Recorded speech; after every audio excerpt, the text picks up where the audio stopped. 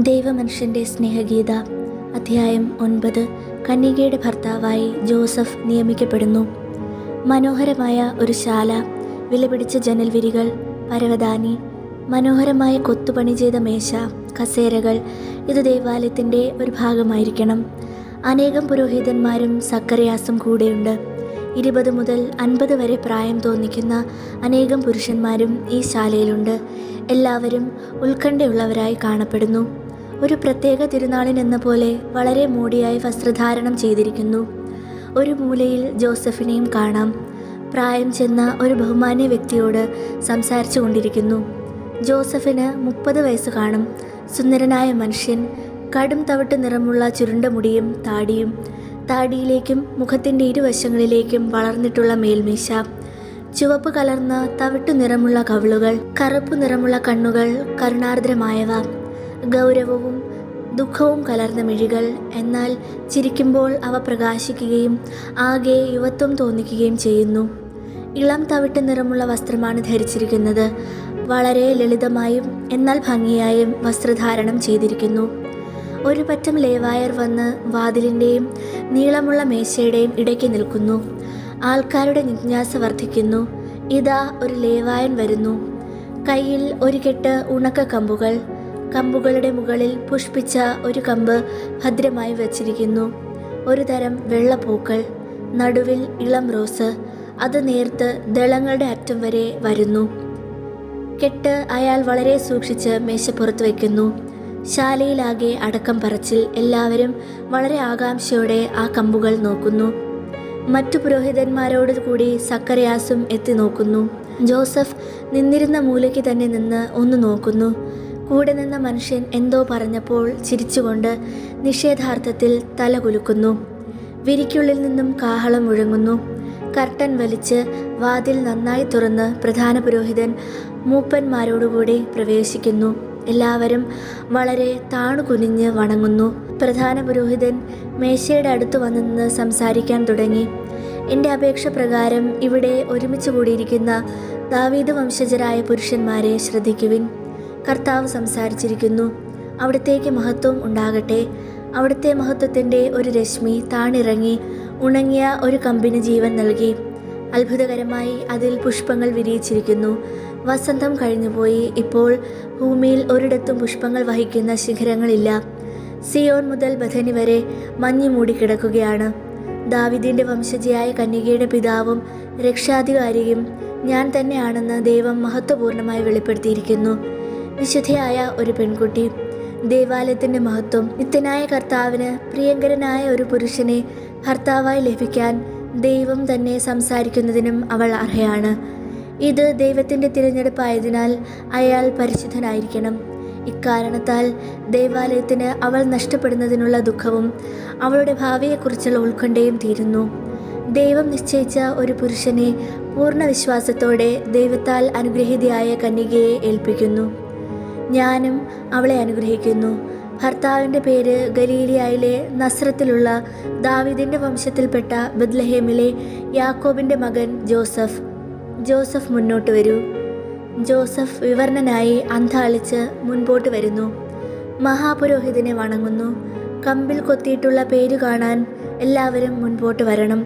ചതി ഒന്നുമില്ലെന്ന് ഉറപ്പുവരുത്തുവാൻ അവനവൻ്റെ പേര് കൊത്തിയിട്ടുള്ള കമ്പെടുക്കണം. എല്ലാവരും അനുസരിക്കുന്നു. ചിലർ വടിയിൽ സൂക്ഷിച്ചു നോക്കുന്നു. ചിലർ ജോസഫിനെ നോക്കുന്നു, ഒന്നും പറയുന്നില്ല. ചിലർ അനുമോദിക്കുന്നു. മുൻപ് ജോസഫുമായി സംസാരിച്ചു കൊണ്ടിരിക്കുന്ന വ്യക്തി വിളിച്ചു പറയുന്നു, ഞാൻ നിന്നോട് പറഞ്ഞില്ലേ, വലിയ പ്രതീക്ഷയില്ലാത്തവരാണ് മത്സരക്കളിയിൽ വിജയിക്കുന്നതെന്ന്. പ്രധാന പുരോഹിതൻ ജോസഫിൻ്റെ കമ്പ് കയ്യിൽ കൊടുത്തിട്ട് തോളിൽ കൈവച്ചുകൊണ്ട് പറയുന്നു, നിനക്ക് കർത്താവ് തന്നിരിക്കുന്ന മണവാട്ടി ധനികയല്ല, എന്നാൽ എല്ലാ നന്മയും അവളിലുണ്ട്. ഇത്ര മനോഹരിയും ഇത്രയും പരിശുദ്ധയുമായ ഒരു പുഷ്പം ഇസ്രായേലിൽ വേറെയില്ല. ദയവായി എല്ലാവരും പുറത്തേക്ക് പോകുക. ജോസഫ് ഇവിടെ നിൽക്കൂ. സക്കറിയാസെ, അവളുടെ ബന്ധു ആയതിനാൽ നിങ്ങൾ വധുവിനെ കൂട്ടിക്കൊണ്ടുവരൂ. എല്ലാവരും പോയതിനു ശേഷം പ്രധാന പുരോഹിതൻ ജോസഫിനോട് പറയുന്നു, മേരി അവൾ ചെയ്ത ഒരു വ്രതത്തെപ്പറ്റി നിങ്ങളോട് പറയുവാൻ ആഗ്രഹിക്കുന്നു. അവൾ വളരെ നല്ലവളാണ്. അവളോട് അതനുസരിച്ച് പെരുമാറണം. എൻ്റെ ശക്തിയും പുരുഷനെന്ന നിലയ്ക്കുള്ള അധികാരവും എല്ലാം അവളുടെ സേവനത്തിനായി നൽകുന്നു. അവർക്ക് വേണ്ടിയുള്ള എല്ലാ ത്യാഗവും എനിക്ക് അധികമാവുകയില്ല. അതേക്കുറിച്ച് ഉറപ്പു തരുന്നു.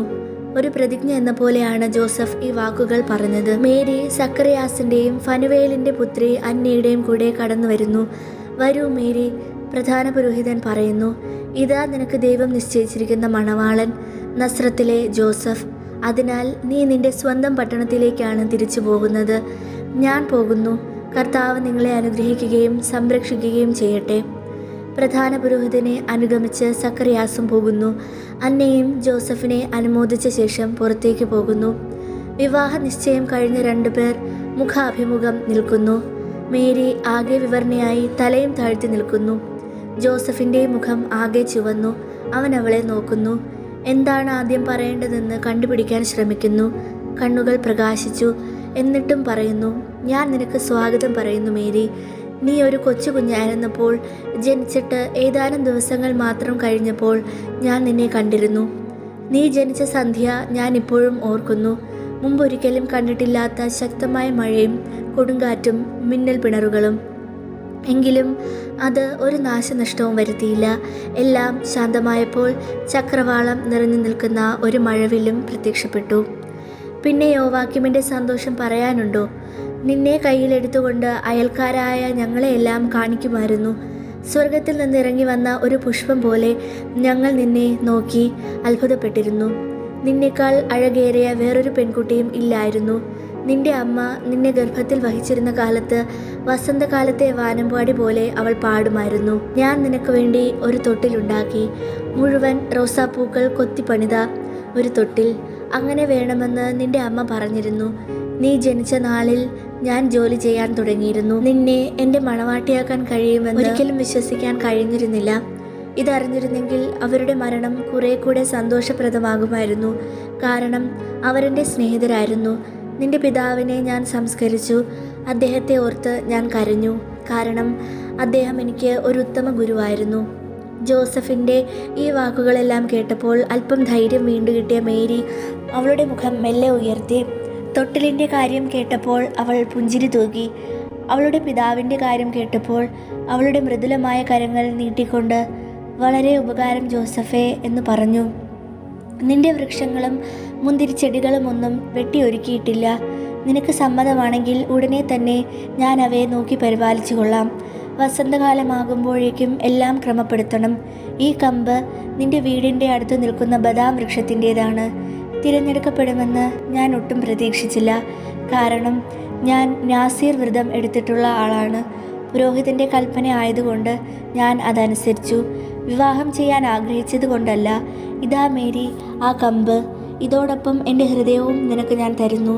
അതിനെപ്പോലെ തന്നെ ഞാനും ഇപ്പോൾ കർത്താവിനായി പൂവണിഞ്ഞു. ഇപ്പോൾ നിനക്കായി പൂവണിഞ്ഞിരിക്കുന്നു. മേരി ആ കമ്പ് സ്വീകരിച്ചുകൊണ്ട് കൂടുതൽ ആത്മവിശ്വാസമുള്ള മുഖത്തോടെ ജോസഫിനെ നോക്കുന്നു. ജോസഫിൽ നിന്ന് അവൾക്ക് ഉറപ്പ് കിട്ടിയിരിക്കുന്നു. നാസീർ വ്രതക്കാരനാണെന്ന് കേട്ടപ്പോൾ അവൾക്ക് ധൈര്യം കിട്ടി. ഞാനും മുഴുവനായി കർത്താവിൻ്റെതാണ് ജോസഫേ. പ്രധാന പുരോഹിതൻ അങ്ങയോട് പറഞ്ഞോ എന്നെനിക്ക് അറിഞ്ഞുകൂടാ. അദ്ദേഹം നീ നിന്റെ വ്രതത്തെക്കുറിച്ച് പറയാൻ ആഗ്രഹിക്കുന്നു എന്ന് മാത്രമേ പറഞ്ഞുള്ളൂ. പറയൂ മേരി, നിന്റെ എല്ലാ ആഗ്രഹങ്ങളും സാധിച്ച് നിന്നെ സന്തോഷവതിയാക്കണമെന്നേ നിന്റെ ജോസഫ് ആഗ്രഹിക്കുന്നുള്ളൂ. എൻ്റെ ശരീരം കൊണ്ട് നിന്നെ ഞാൻ സ്നേഹിക്കുന്നില്ല. എൻ്റെ ആത്മാവ് കൊണ്ടാണ് നിന്നെ സ്നേഹിക്കുന്നത്. ദൈവം എനിക്ക് തന്ന വിശുദ്ധയായ ഒരു പെൺകുട്ടി. എന്നിൽ ഒരു പിതാവിനെയും ഒരു സഹോദരനെയും നീ കാണുക. ഭർത്താവ് എന്നതിനേക്കാൾ ഒരു പിതാവിനോടെന്ന പോലെ നിന്റെ ഹൃദയം നീ തുറക്കുക. ചെറുപ്പം മുതൽ ഞാൻ എന്നെ തന്നെ കർത്താവിന് സമർപ്പിച്ചിരുന്നു. ഇത് ഇസ്രായേലിൻ്റെ ഒരു ആചാരമല്ലെന്ന് എനിക്കറിയാം. എന്നാൽ എൻ്റെ കന്യാത്വം ആവശ്യപ്പെടുന്ന ഒരു സ്വരം ഞാൻ കേട്ടു. മിശിഹായുടെ വരവിന് ഒരു ത്യാഗമായി, സ്നേഹത്തിൽ നിന്നുള്ള ഒരു ത്യാഗമായി ഞാനത് ചെയ്യണം എന്ന സ്വരം. ഇസ്രായേൽ രക്ഷകൻ്റെ വരവിന് എത്രയോ നാളുകളായി കാത്തിരിക്കുന്നു. ഒരമ്മയാവുക എന്ന സന്തോഷം ഇതിനു വേണ്ടി മാറ്റിവെക്കുന്നത് വലിയ കാര്യമൊന്നുമല്ലല്ലോ. അവളുടെ ഹൃദയഗതങ്ങൾ വായിക്കുന്നതിനെന്ന പോലെ ജോസഫ് അവളെ ശ്രദ്ധിച്ചു നോക്കുന്നു. അനന്തരം അവളുടെ ചെറിയ കരങ്ങൾ, പുഷ്പിച്ച ശിഖരം പിടിച്ചിരിക്കുന്ന കരങ്ങൾ പിടിച്ചുകൊണ്ട് പറയുന്നു, നിന്റെ ത്യാഗത്തോടുകൂടി എൻ്റേതും ഞാൻ ചേർക്കുന്നു. നിന്റെ കന്യാത്വത്തെയും എൻ്റെ ബ്രഹ്മചര്യത്തെയും അർപ്പിച്ചുകൊണ്ട് നിത്യനായ പിതാവിനെ നമുക്ക് സ്നേഹിക്കാം. അപ്പോൾ അവിടുന്ന് രക്ഷകനെ സമയമാകുന്നതിന് മുമ്പ് തന്നെ ലോകത്തിലേക്ക് അയക്കും. ആ ദിവ്യപ്രകാശം കാണാൻ നമ്മുടെ കണ്ണുകൾക്ക് ഭാഗ്യം നൽകും. വരൂ മേരി, നമുക്ക് കർത്താവിൻ്റെ ഭവനത്തിൽ പ്രവേശിച്ച് അവിടത്തോട് ശപഥം ചെയ്ത് നമ്മെ സമർപ്പിക്കാം. നമ്മുടെ സ്നേഹം ദൈവദൂതന്മാരുടെ സ്നേഹം പോലെ ആയിരിക്കും എന്ന് വാഗ്ദാനം ചെയ്യാം. എന്നിട്ട് ഞാൻ നസ്രത്തിലേക്ക് പോയി എല്ലാം ഒരുക്കാം. നിനക്ക് അവിടേക്ക് പോകുന്നതിനാണ് ഇഷ്ടമെങ്കിൽ, വേറൊരിടമാണ് നീ ആഗ്രഹിക്കുന്നതെങ്കിൽ അവിടെ എല്ലാം ഒരുക്കാം. എൻ്റെ വീട്ടിൽ അങ്ങ് താഴെ ഒരു ഗുഹയുണ്ടായിരുന്നത് ഇപ്പോഴുമുണ്ടോ? ഉണ്ട്. എന്നാൽ അത് ഇപ്പോൾ നിൻ്റേതല്ല. ഞാൻ നിനക്ക് വേണ്ടി വേറൊന്ന് പണിയാം. പകൽ ചൂടുകൂടുന്ന നേരത്ത് അത് നിനക്ക് പ്രശാന്തതയും തണുപ്പും തരും. പഴയതിനോട് കഴിവതും സാമ്യമുള്ളതായി അത് ഞാൻ നിർമ്മിക്കും. നിന്നെ കൊണ്ടുപോകാൻ ഞാൻ എപ്പോഴാണ് വരേണ്ടത്? ജോസഫിന് ഇഷ്ടമുള്ളപ്പോൾ വന്നുകൊള്ളൂ. എന്നാൽ വീട് ശരിയാക്കി കഴിയുമ്പോൾ ഞാൻ വരാം. ഒരു വസ്തുവിലും ഞാൻ തൊടുകയില്ല. നിന്റെ അമ്മ അവയെല്ലാം വച്ചിരിക്കുന്നത് പോലെ തന്നെ നീ കാണണം. എന്നാൽ നിനക്ക് സങ്കടം തോന്നാതിരിക്കാനായി വീട് നല്ല ശുചിത്വമുള്ളതും വെളിച്ചമുള്ളതും ആക്കണമെന്ന് ഞാൻ ആഗ്രഹിക്കുന്നു. വരൂ മേരി, നമുക്ക് പോയി അത്യുന്നതിനെ സ്തുതിക്കാം.